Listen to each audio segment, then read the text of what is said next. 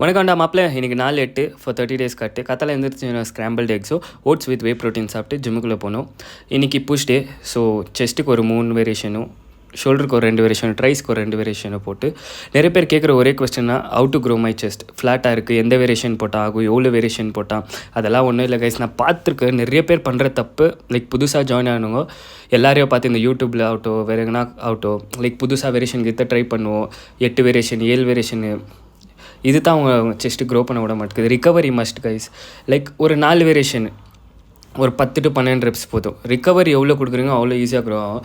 சரி தலாம் முடிச்சுட்டு செஸ்ட்டு ஆனாலே புஷ்அப் அடிக்கிறது கஷ்டம். அதுக்கு என் ஃப்ரெண்டு ஞாபகம் இருந்தால் புஷ்அப் அடினா சரியா அத்தாச்சிட்டு ஆப்ஸ்க்கு ஒரு 2 வேரியேஷன். ஆப்ஸ் கூட ஜாஸ்தி ட்ரெயின் பண்ணாதீங்க, லைட்டாக பண்ணுங்க. பட் டயட்டில் இருந்தால் தான் ஆகும்.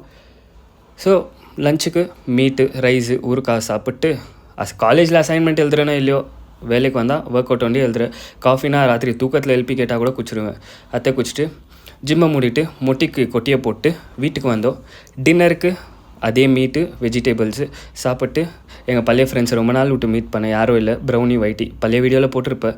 வீட்டுக்கு வந்து எங்கள் அக்கா பொண்ணு எனக்கு சாக்லேட் வாங்கி கொடுந்துச்சு. பாதி ராத்திரியில் ஏஞ்சி சாக்லேட் வாங்கி கொடுக்குறது போயிட்டு வரட்டா மாமனே இந்த விலாகை முடிக்கிறேன். பாய்.